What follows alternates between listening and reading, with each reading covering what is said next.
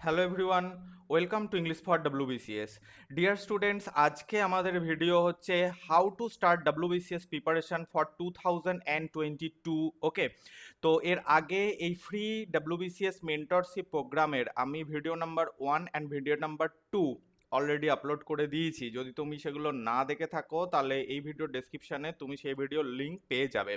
তো আজকের ভিডিওতে যেগুলো আমি ডিসকাস করব সেটা হচ্ছে arts, science, commerce, engineering background অ্যাসপিরেন্টসরা কিভাবে তাদের ডব্লিউবিসিএস প্রিপারেশন স্টার্ট করবে ফর 2022।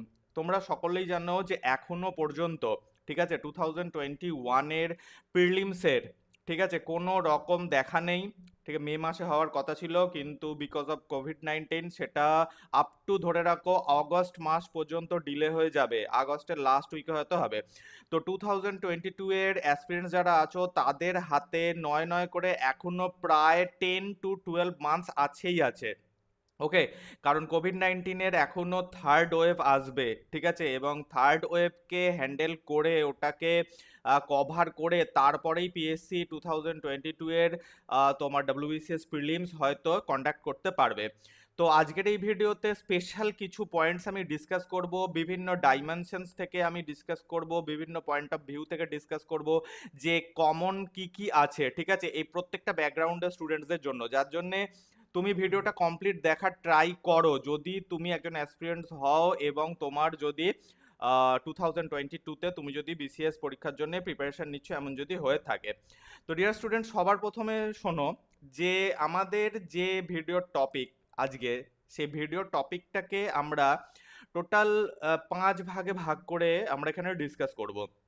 ঠিক আছে, সেটা হচ্ছে এক্সাম প্যাটার্ন। যদিও আমি এর আগের ভিডিওগুলোতেও exam pattern, total 38 optional subjects কী কী থাকে সেগুলো সম্পূর্ণ ভিডিও বানিয়ে বানিয়ে আমি আপলোড করে দিয়েছি। ঠিক আছে, ওই জন্যই বলছি যে এটা আমাদের থার্ড নাম্বার ভিডিও, এর আগের 2 ভিডিওস পারলে দেখে নিও। তো আজকে তবুও একবার এক্সাম প্যাটার্নটা আমি এখানে একটু ডিসকাস করে দেবো, কারণ অনেকে কোশ্চেন করেছে, কমেন্টস করেছে, হোয়াটসঅ্যাপ করেছে। আচ্ছা, তো আমরা এখানে এক্সাম প্যাটার্নটা খুব ব্রিফলি দেখবো কমন কম্পিটিটিভ সাবজেক্টস কি কি আছে।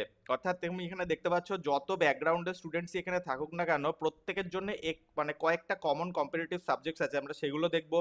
আমরা দেখবো how two grade 50 to 60% syllabus within only 4 months, 4 মাসের মধ্যে, ঠিক আছে, 50 to 60% সিলেবাস তোমাকে কভার করতে হবে। এবার অনেকে আছে তারা এইখানে এসে না আমাকে অনেকে মানে কোশ্চেন করে যে স্যার 50 to 60% এই সিলেবাস আমি 4 মান্থসের মধ্যে কভার করবে, হাউ ইজ ইট পসিবল? তো ডিয়ার স্টুডেন্টস, আমি তোমাকে একটা কথা বলি, সব কিছুই পসিবল। ঠিক আছে, সব কিছুই পসিবল। সেই পসিবলটা কি করে সেটাই তো ভিডিওটা ডিসকাস করবো। দেখো, 2000, ঠিক আছে, 2018-এ, সরি 2019-এ, ঠিক আছে, আমরা প্রথম আমাদের অনলাইন এই কোচিং স্টার্ট করি, তার আগে আমাদের অফলাইন ছিল। তো 2020-তে, ঠিক আছে, অনেক স্টুডেন্টসরা আছে যারা মেন্সে ডাক পেয়েছে। আমাদের মোটামুটি 45 স্টুডেন্টস আমরা 2019-এ আমাদের কাছে কোচিং নিয়েছে, এবং 2021-এ, ঠিক আছে, আমরা একটা English grammar course, crash course start করেছিলাম। সেখানে প্রায় নয় নয় করে 150 স্টুডেন্টস তোমার ওখানে কোর্সটা করছে, যার জন্য এতগুলো স্টুডেন্টসকে কোচিং দেওয়া, তাদের প্রশ্নের উত্তর দেওয়ার এক্সপিরিয়েন্স থেকে আমরা বলছি যে কি করে তুমি 50 to 60% সিলেবাস কভার করবে 4 মান্থসের মধ্যে। ঠিক আছে, এটা আমরা এখানে ডিসকাস করব। আর এটা খুবই ইম্পর্টেন্ট পয়েন্ট, ঠিক আছে। অনেকে কি করে, অনেকে এই জায়গায় গিয়ে পা পিছলে যায়, ঠিক আছে, সে হাতড়াতে থাকে, কিন্তু হাতড়ানো যাবে না ডিয়ার স্টুডেন্টস। ওকে, হাতড়ানো যাবে না, সিলেবাস নিয়ে কখনো হাতড়ানো যাবে না। তো কি করবে না করবে সেগুলো আমি এখানে ডিসকাস করছি। তুমি যদি একজন ফ্রেশার হও তাহলে দেখো হাউ টু ইমপ্রুভ রাইটিং। মনে রাখবে ডিয়ার স্টুডেন্টস, অনেকে কি করে বিগিনিংয়ে, যখন ডব্লিউবিসিএস প্রিপারেশন তারা বিগিন করে, একদম বিগিনিংয়ে কি করে না, তারা অনলি প্রিলিমসের প্রিপারেশনই নিতে থাকে। ঠিক আছে, প্রিলিমসের প্রিপারেশনই নিতে থাকে, কিন্তু ইটস রং। বিকজ দেখো, তুমি যদি তোমার রাইটিং সেকশনসকে, কারণ মেন্স পরীক্ষায় শুধু প্রিলিমস পরীক্ষা পাস করে কিছু হবে না ডিয়ার স্টুডেন্টস, মেন্স পরীক্ষায় তোমাকে বেঙ্গলিতেও রাইটিং করতে হবে, মানে ডেসক্রিপটিভ পেপার আসবে, অ্যাজ ওয়েল অ্যাজ ইংলিশেও রাইটিং করতে হবে, ডেসক্রিপটিভ পেপার আসবে। তো যার জন্য তোমার রাইটিং, এই রাইটিং মানে শুধু ল্যাঙ্গুয়েজ, ভাষা, স্পেলিং, গ্রামার এসব নয়, তোমার স্পিড, হ্যান্ড রাইটিং যে তোমার স্পিড, হ্যান্ড রাইটিংয়ের যে একটা সুষ্ঠুতা, কতটা সুন্দরভাবে তুমি লিখতে পারছো, কতটা লজিক্যালি লিখতে পারছো, সেইগুলো কি করে তুমি ইমপ্রুভ করবে, এটাও আমরা এই ভিডিওতে ডিসকাস করব। মনে রাখবে যে প্রিলিমস পরীক্ষা পাস করার পরেও কিন্তু তোমার বিসিএস অফিসার হওয়ার স্বপ্ন নষ্ট হয়ে যেতে পারে যদি তোমার মেন্স পরীক্ষায় তুমি কোয়ালিফাই না করতে পারো। অ্যান্ড লাস্ট পয়েন্ট আমি ডিসকাস করব how to choose optional subjects, তুমি কি করে তোমার অপশনাল সাবজেক্ট চুজ করবে। মনে রাখবে ডাব্লিউবিসিএস এ অ্যান্ড বি গ্রুপের জন্য, এ অ্যান্ড বি গ্রুপের জন্য অনলি একটা অপশনাল সাবজেক্ট নিতে হয়, অনলি একটা অপশনাল সাবজেক্ট নিতে হয় যার দুটো পেপার থাকে, paper number 1 and paper number 2। ওকে, বোঝা গেল? এখন একটা মাত্র অপশনাল সাবজেক্ট নিতে হয় যদি এ অ্যান্ড বি গ্রুপের জন্য তুমি অ্যাপ্লাই করো। সি অ্যান্ড ডি গ্রুপের জন্য কোনো অপশনাল সাবজেক্ট থাকে না, অনলি 6টা কম্পালসারি পেপারস তোমাকে দিতে লাগবে। ওকে, সি অ্যান্ড ডি গ্রুপের জন্য। ওকে, তো এখন কথা হচ্ছে যে এই যে 5 পয়েন্টস আমি এখানে ডিসকাস করব, অনেকের মনে হচ্ছে যে এই 5 পয়েন্টস দেখে নেবো বা এই 5 পয়েন্টস দেখে নেওয়ার পর আমি সেইভাবে চলবো, ব্যাস আমি সাকসেসের দোরগোড়ায় পৌঁছে যাব। না ডিয়ার স্টুডেন্টস, কখনোই নয়। মনে রাখবে ডাব্লিউবিসিএস প্রিপারেশন হোক বা ইউপিএসসি প্রিপারেশন হোক, এগুলো এতটাই ডেপথ একটা, মানে তোমার কি বলবো, একটা ডেপথ এক্সাম, ঠিক আছে? এগুলোর ওপরে তোমাকে এতটাই depth knowledge as well as depth একটা তোমার এক্সপিরিয়েন্স দরকার হয়, যেগুলো কমপ্লিট একটা ভিডিওতে ডিসকাস করে দেওয়া পসিবল নয়। ওই জন্যই আমরা মেন্টরশিপ প্রোগ্রামটা চালু করেছি, ঠিক আছে? এটা আমাদের 3rd ভিডিও, এরপর আমরা 4th ভিডিও আনবো। অর্থাৎ কি, এক একজন তুমি দেখবে ইউটিউবে এরকম অনেক ভিডিও আছে, এক একজন তোমার এই তোমার পরীক্ষাটা কোয়ালিফাই করতে গিয়ে 5 থেকে 6বার বা 3 থেকে 4বার শুধু প্রিলিমস এক্সামেই তারা ফেল করে গেছে, তারা ক্র্যাক করতে পারেনি। তাহলে বোঝা যাচ্ছে, তাহলে এক্সামটাকে বোঝার, ঠিক আছে, এক্সামটাকে ফার্স্ট টাইম দিয়ে একটা এক্সপিরিয়েন্স গ্যাদার করা, এটাও কিন্তু তোমার প্রিপারেশনের একটা part. It is also a part of your very preparation. Okay, mind it. So চলো আমরা স্টার্ট করি 1 বাই 1। তো সবার প্রথমে আমরা দেখে নিই এক্সাম প্যাটার্ন কি আছে। দেখো, যারা এখন কলেজে পড়ছো বা যারা লাস্ট ইয়ারে পড়ছো, ঠিক আছে, তাদেরকে বলে রাখি যে এই ডাব্লিউবিসিএস প্রিপারেশনের ফর্ম ফিল আপ করার আগে তোমার গ্র্যাজুয়েশন কমপ্লিট হয়ে থাকতে হবে। অর্থাৎ তোমার হাতে রেজাল্ট থাকতে হবে, তোমার হাতে মার্কস থাকতে হবে, তোমার হাতে কত পার্সেন্ট মার্কস পেয়েছো সেটা থাকতে হবে, তোমার কাছে ডিভিশন থাকতে হবে, তুমি তবেই ফর্মটা ফিল আপ করতে পারবে। তো দেখো, গত বছর আমি যখন ভিডিও বানিয়েছিলাম, ঠিক আছে, তখন অনেকে ভিডিওর কমেন্টসে গিয়ে কমেন্ট করেছিল, আমাকে হোয়াটসঅ্যাপ করেছিল যে স্যার আমার তো অনেক চেনা জানা ফাইনাল ইয়ার স্টুডেন্টসরাও তো এই এক্সামটাই বসছে। That is absolutely wrong information. Because final ইয়ারের স্টুডেন্টসরা ইউপিএসসিতে বসতে পারে, তাও ইউপিএসসির সব এক্সামে বসতে পারে না। ইউপিএসসির এক্সামে ফাইনাল ইয়ার স্টুডেন্টসরা বসতে পারে, কিন্তু ডাব্লিউবিসিএস এ মনে রাখবে ফাইনাল ইয়ারের স্টুডেন্টরা বসতে পারে না। যারা পাস আউট হয়ে গেছে, ঠিক আছে, যাদের এক্সাম হয়ে গেছে, যাদের হাতে রেজাল্ট আছে, তারাই একমাত্র এই পরীক্ষায় ফর্ম ফিল আপ করতে পারে, আদারওয়াইজ তুমি ফর্ম ফিল আপই করতে পারবে না। ওকে, তো যাদের এখনো এই কথা বিশ্বাস হচ্ছে না, যখন ফর্ম বেরোবে তখন তোমরা গিয়ে ফর্ম ফিল আপ করার ট্রাই করো, তাহলেই তোমরা বুঝতে পারবে।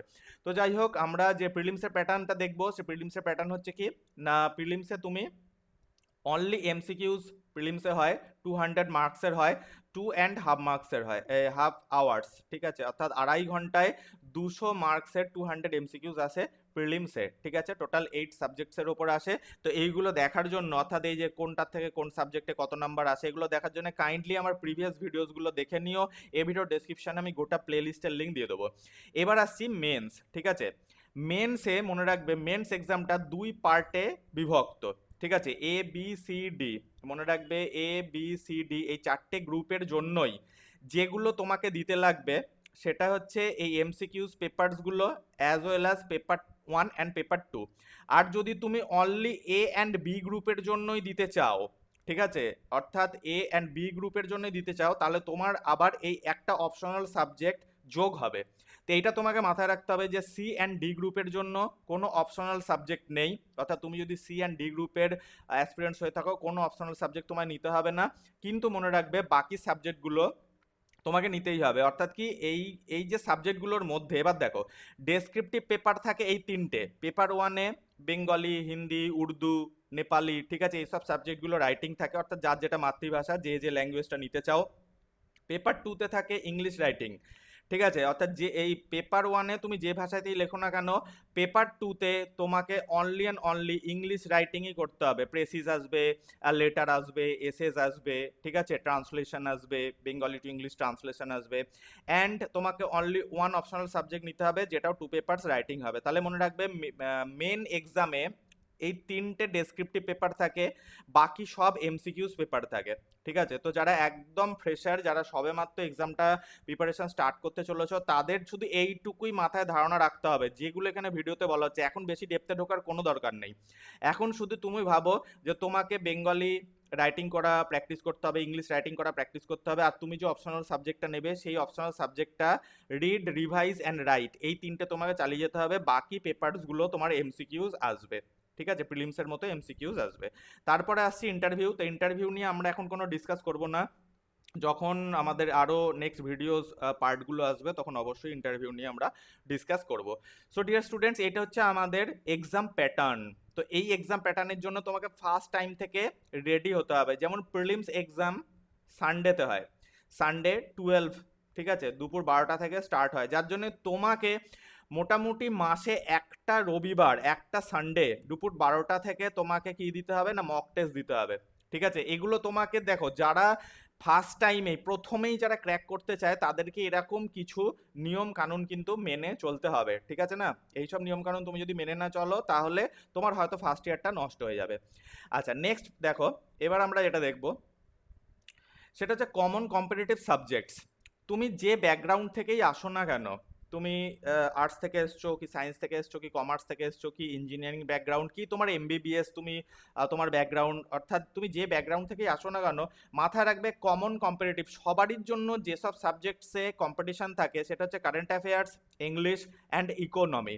ঠিক আছে, মনে রাখবে এটা প্রিলিমস অ্যান্ড মেন্স এই দুটোর জন্যই কিন্তু অ্যাপ্লিকেবল।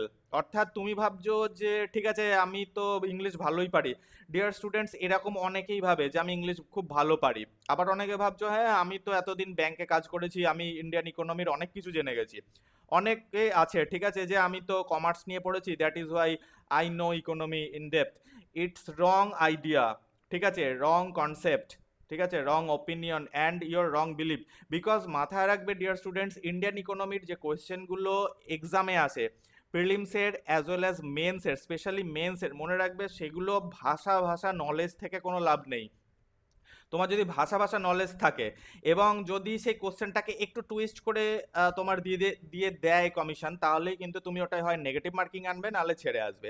নেক্সট পয়েন্ট হচ্ছে ইংলিশ। ঠিক আছে, ইংলিশ রাইটিং, ইংলিশ রাইটিং মানে এরকম নয় যে আমি যা পারলাম লিখে দিলাম, তার মধ্যে লজিক থাকবে। মেন কথা হচ্ছে ইংলিশ রাইটিংয়ের মধ্যে লজিক থাকবে।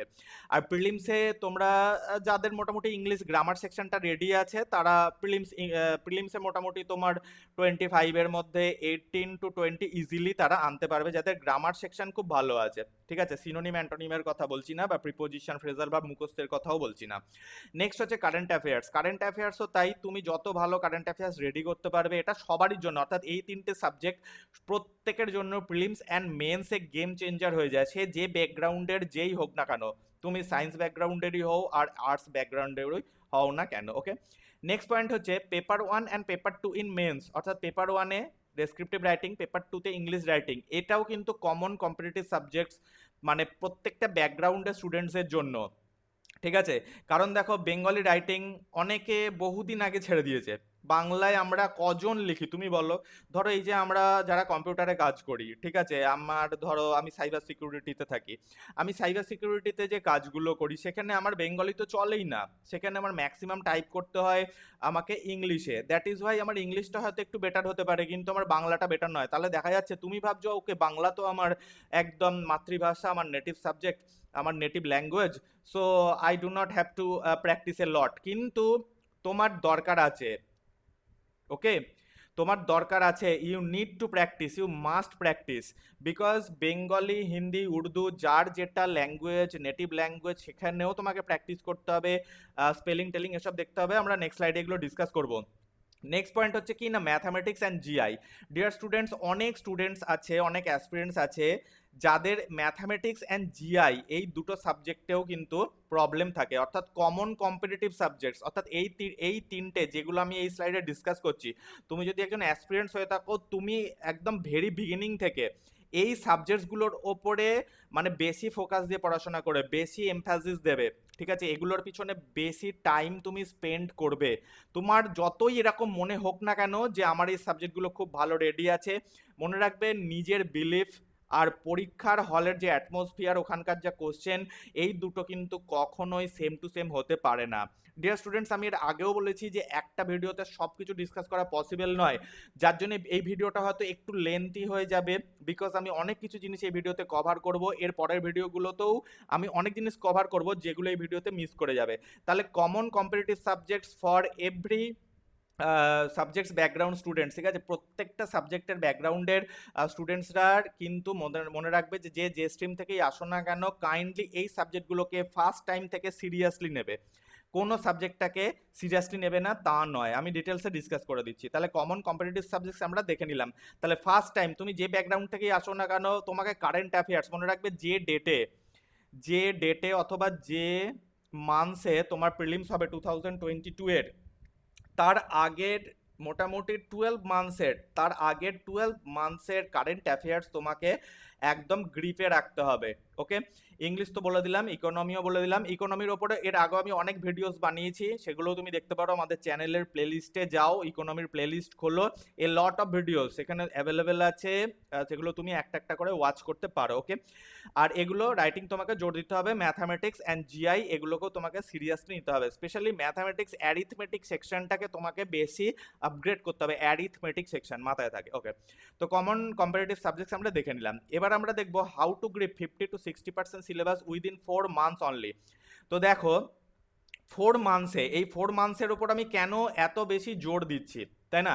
তুমি তো বলতে পারো যে স্যার আমার 50 to 60% সিলেবাস আমি যদি 8 মান্থস টাইম নিয়ে শেষ করি, তাহলে প্রবলেমটা কোথায়? প্রবলেম আছে ডিয়ার স্টুডেন্টস, যদি তোমার মনে হয় যে তুমি তোমার একদম ভেরি ফার্স্ট অ্যাটেম্পটেই তুমি এক্সামটাকে ক্র্যাক করবে, ঠিক আছে, তাহলে তোমাকে 50 to 60% সিলেবাস ফার্স্ট 4 মান্থসের মধ্যে তোমাকে এনি হাউ কভার করতে হবে, ঠিক আছে, এনি হাউ কভার করতে হবে। তো তুমি কিভাবে কভার করবে এবং কেন কভার করবে সেটাও আমি এখানে ডিসকাস করে দিচ্ছি। দেখো, সবার প্রথমে দেখো, মনে রাখবে যে তোমার প্রিলিমসের আগে একটা কথা হচ্ছে, ভালো করে বোঝো, প্রিলিমস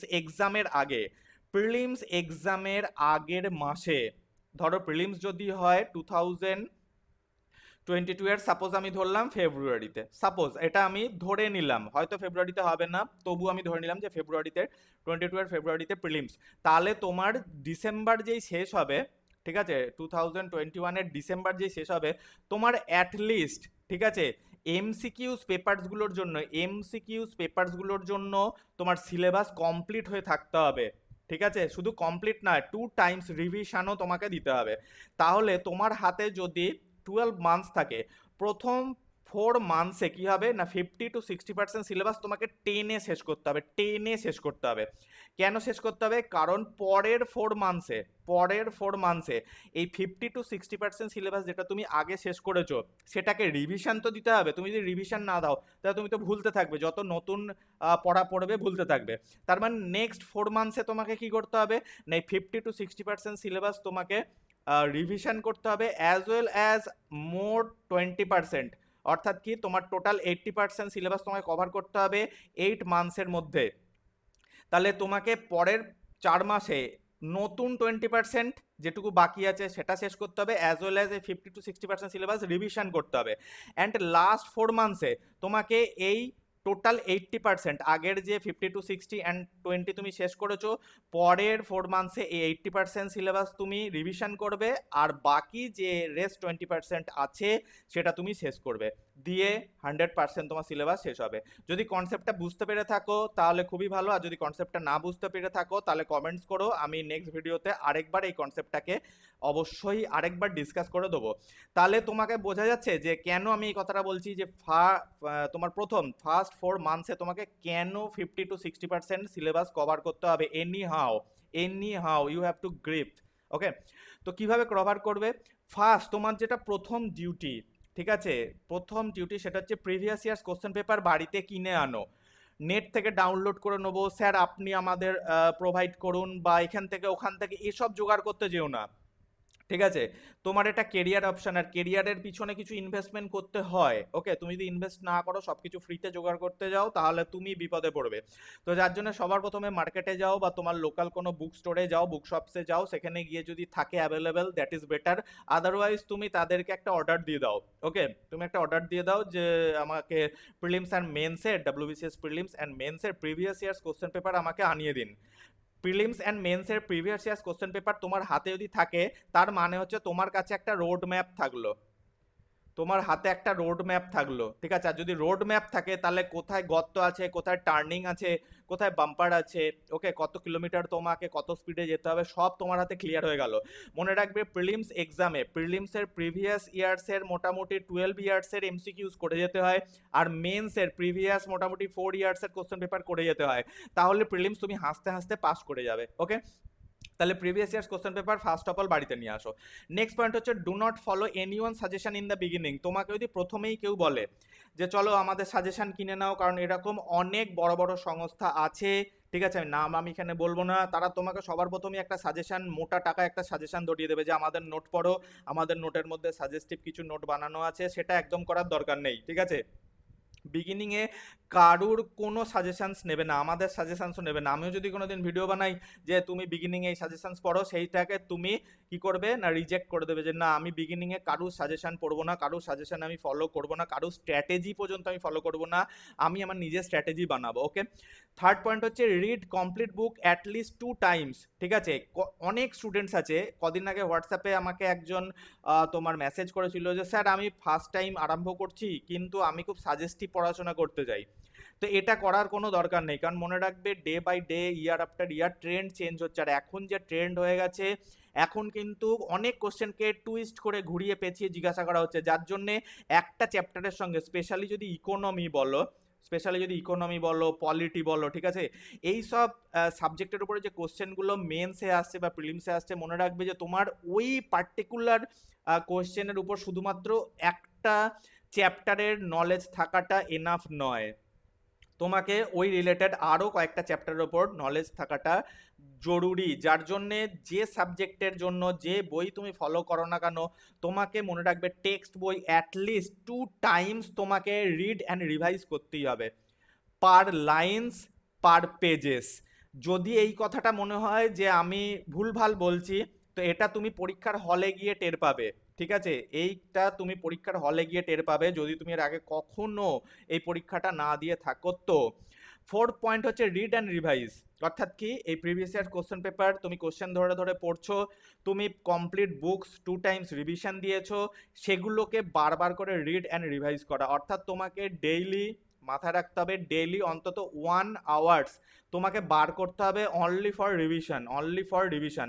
তুমি যদি সকালে যে চ্যাপ্টারটা পড়েছো, পরের দিন সকালে 1 আওয়ার দিতে হবে সেইটাকে রিভিশন দেওয়ার জন্য, কারণ যত তুমি রিভিশন নিতে থাকবে, তোমার কনসেপ্টগুলো ক্লিয়ার হতে থাকবে, আর দেখবে চ্যাপ্টারটাও তোমার কাছে আস্তে আস্তে ক্লিয়ার হতে থাকলো। ওকে, তো read and revise. Fifth point হচ্ছে, read books in your native languages. যদি তুমি একবারেই বিগিনার হয়ে থাকো, সাপোজ ধরো তোমার নেটিভ ল্যাঙ্গুয়েজ অর্থাৎ তোমার মাদার টাং, বা তুমি হয়তো বাংলা ল্যাঙ্গুয়েজকে তুমি বিলং করো, ঠিক আছে, তুমি হয়তো বেঙ্গলি মিডিয়াম স্কুলে পড়েছো, তাহলে তুমি বেঙ্গলিতে লেখা অর্থাৎ বেঙ্গলি ভার্সনের বুকসই পড়ো। তোমাকে প্রথমেই অ্যাডভান্স লেভেলের বই, অর্থাৎ যেগুলো অ্যাডভান্স লেভেলের ইংলিশ ভার্সনের বই আছে, সেগুলো তোমার ফার্স্ট টাইম পড়ার দরকার নেই।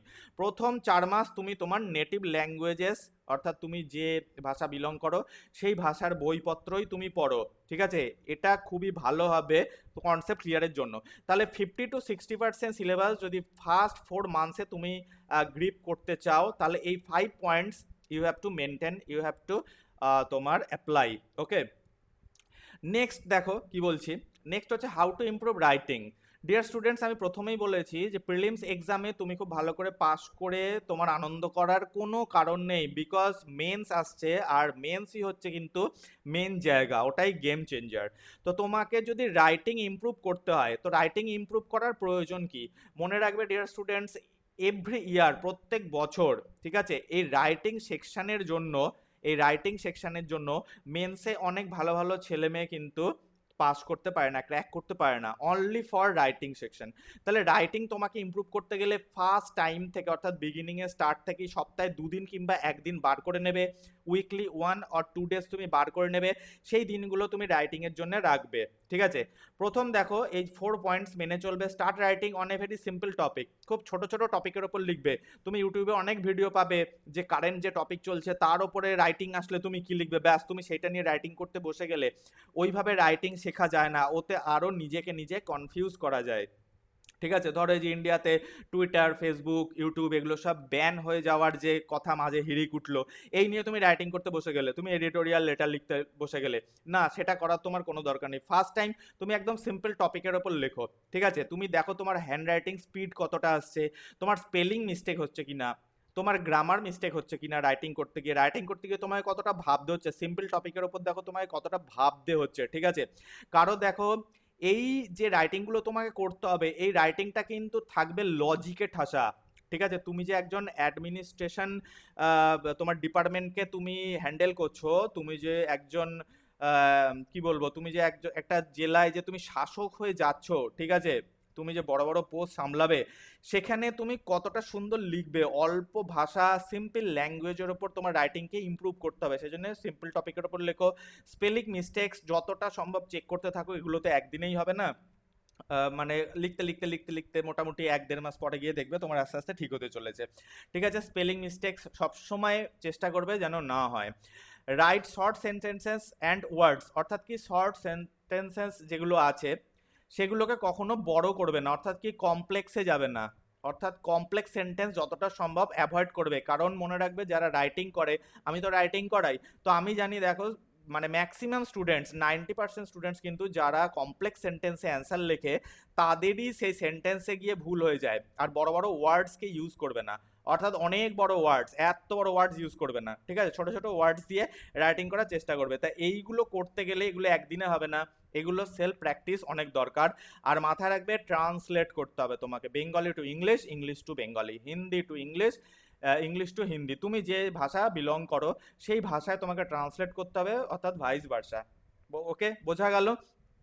তো এইভাবে তুমি তোমার রাইটিং সেকশনসকে ফার্স্ট টাইম থেকেই, প্রথম দিন থেকেই তুমি স্টার্ট করবে, তুমি যে ব্যাকগ্রাউন্ডকেই বিলং করো না কেন, যে তুমি যে স্ট্রিম থেকেই এসে থাকো না কেন। ওকে, তো চলো নেক্সট স্লাইডে যাই। How to choose optional papers. এবার আমরা আসছি যে তুমি কি করে অপশনাল পেপার চুজ করবে। এ অ্যান্ড বি গ্রুপের জন্য তুমি যদি অ্যাসপিরেন্টস হয়ে থাকো, তাহলে তোমাকে একটা মাত্র অপশনাল সাবজেক্ট চুজ করতে হবে, তার 2 পেপারস থাকবে। ওকে, তো সবার প্রথমে মাথায় রাখতে হবে যে এর ওপরে তোমাকে প্রথম থেকে যেগুলো একটু মাথা খাটিয়ে চলা দরকার, যে দেখো তুমি যদি অনার্সের স্টুডেন্ট হয়ে থাকো, তাহলে আমার মনে হয় তোমার অনার্সের সাবজেক্টটা যদি ওই 38 অপশনাল সাবজেক্টের লিস্টে যদি থাকে, তো সেই 38 অনার্সের তোমার অপশনাল সাবজেক্টস কি কি সেগুলো আমি আগের ভিডিওতে ডিসকাস করেছি, ওই জন্যই বলছি গিয়ে একবার ভিডিওটা দেখে নাও। সেই অনার্স সাবজেক্টস, ঠিক আছে, তুমি যে সাবজেক্টে অনার্স করেছো যদি সেটা সেই লিস্টে থাকে, আমি বলবো তুমি তোমার অনার্সের সাবজেক্টের উপরেই তোমার অপশনাল সাবজেক্টকে রাখো, অর্থাৎ তোমার অনার্সের সাবজেক্টটাই যেন তোমার অপশনাল সাবজেক্ট হয়, তাহলে তোমার অনেক টাইম সেভ হবে। এটা প্রথম কনসেপ্ট। তুমি যদি মনে করো যে না আমি এমন একটা সাবজেক্টে অনার্স পড়েছি যেটা সেই লিস্টে নেই, তাহলে তুমি সেই সাবজেক্টটাকে অনার্স অপশনাল পেপার হিসেবে নিতে পারো, যেটা তোমার এমসিকিউজেও হেল্প করবে, যেমন হিস্ট্রি, জিওগ্রাফি, পলিটি। ঠিক আছে, এই সব সাবজেক্টগুলো ম্যাক্সিমাম স্টুডেন্টস নেয়। ঠিক আছে, তো ম্যাথ, সায়েন্স, তোমার যদি সায়েন্সের ব্যাকগ্রাউন্ড হয়ে থাকে তুমি ম্যাথসও নিতে পারো। ওকে, তাহলে এমসিকিউজে হেল্প করবে, তার মানে ওই সাবজেক্টটা পড়ার সাথে সাথে তোমার অপশনাল সাবজেক্টটা পড়ার সাথে সাথে তোমার এমসিকিউজের প্রিপারেশনও হতে থাকবে। আর নেক্সট পয়েন্ট যেটা তোমাকে মাথায় রাখতে হবে সেটা হচ্ছে মেটেরিয়ালস আর available, easily available in market. অনেক সময় কি হয়, এমন কিছু অপশনাল সাবজেক্ট তুমি চুজ করে নিয়েছো যেসব অপশনাল সাবজেক্টে না তুমি কোনো টিচার পাচ্ছ, না ঠিকঠাক গাইড পাচ্ছ, না ইউটিউবে তুমি ভিডিও পাচ্ছ, না তোমার কাছে নোটস পেপারস, ঠিক আছে, নোটস আছে না, তুমি ভালো বই পাচ্ছ, ভালো রাইটারের বই পাচ্ছ। ঠিক আছে, তাহলে যখনই তুমি অপশনাল পেপার চুজ করবে এই 3টে পয়েন্টসের উপরে কিন্তু অবশ্যই তুমি ফোকাস করে তবেই চুজ করবে। বিকজ মেন্স পরীক্ষায় মনে রাখবে, মেন্স পরীক্ষায় যে ডেসক্রিপটিভ পেপারগুলো হয়, পেপার 1, পেপার 2 অ্যান্ড অপশনাল, মনে রাখবে এই অপশনাল পেপারটাই কিন্তু গেম চেঞ্জার হয়। কারণ যারা মেন্স পাস করে মাথায় রাখবে তাদের প্রত্যেকের পেপার 1 অ্যান্ড পেপার 2 এই দুটো পেপারে তারা মোটামুটি ঠিকঠাক মতোই কিন্তু নাম্বার পায়। তাহলে অপশনাল সাবজেক্ট কি তোমাকে এগিয়ে রাখবে এই রেসে, ওকে, র্যাট রেসে। ওকে, তো আমরা দেখে নিলাম how to choose optional papers. তো ডিয়ার স্টুডেন্টস, আমি যতটা সম্ভব এই ভিডিওতে আমি কভার করার ট্রাই করলাম, ঠিক আছে। এখনো অনেক কিছু জিনিস যেগুলো আমরা ছুটে গেল আমাদের হাত থেকে, তো যেগুলো আমরা ডিসকাস করব আমাদের ভিডিও নাম্বার 4-এ, অর্থাৎ এই মেন্টরশিপ প্রোগ্রামের 4th নাম্বার ভিডিওতে। Thanks for watching friends. তোমাদের যদি কোনো কিছু বলার থাকে কাইন্ডলি কমেন্টস করো, আর এই ভিডিও ডেসক্রিপশনে আমার হোয়াটসঅ্যাপ নাম্বারও তুমি পেয়ে যাবে, আমাকে মেসেজ করতে পারো। থ্যাঙ্কস ফর ওয়াচিং, দেখা হচ্ছে আমাদের নেক্সট ভিডিওতে।